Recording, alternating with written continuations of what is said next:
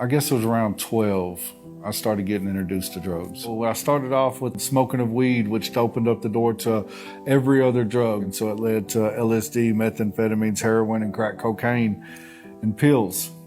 When life got hard, I did drugs. Life was good, I did drugs.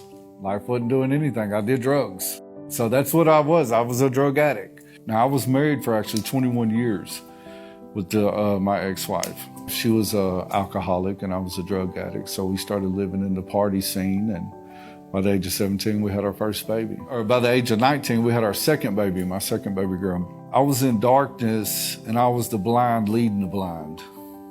So I ran us all into a ditch.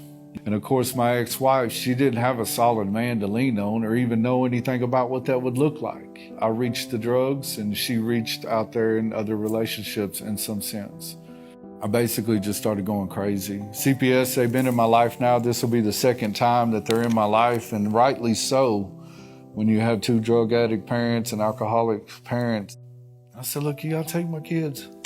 I can't take care of them. You know, and they were the one things that I loved the most, you know, and I just couldn't take care of them no more. And so now I'm just to the point to where dope's taking everything from me. I wanted to take my life too. At the age of 35, man, I wound up in jail for the first time. And it's like I just became aware of the fact that I'm a sinner. And so I hit my knees in that jail cell, man, and I just cried out to God, just me and him in there. And I just asked for forgiveness. I said, you know, I've hurt you and everybody I've ever known, you know, and I just ask that you forgive me. And on this day, I choose to believe in Jesus. As I spent my time with the Lord and I got out, this time I decided that I'm going to continue to follow him out here. And he has not let me down. And that's what I've been doing. I'm going on 7 years sobriety in September. So I've had a promise from God in his scripture. And it's in the book of Joel, and it says, I will restore to you the years that the cankerworm and the palmer worm and some other worm have eaten from among you. And man, we're talking 24 years of addiction, 35 years in all of riotous living and just reckless living. And I divorced my ex-wife, and the Lord, he brought a new woman into my life, man, a God-fearing woman. Me and Nicole, we actually have 2 baby boys. The Lord, he's given us a wonderful home.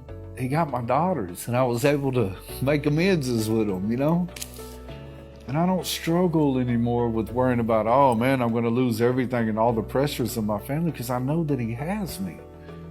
And he's actually given me complete satisfaction in life, man.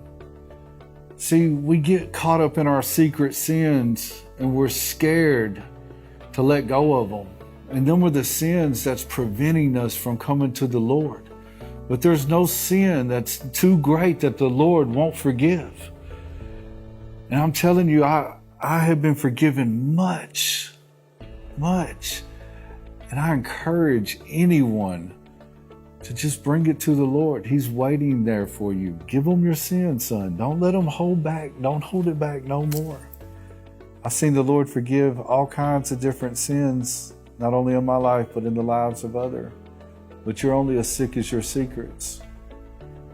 And if you will just be honest about what's going on, there's always a freedom on the other side of that door. And he has so much to offer you, because he's going to restore to you the years that sin's ate up in your life and make good on that promise in your life.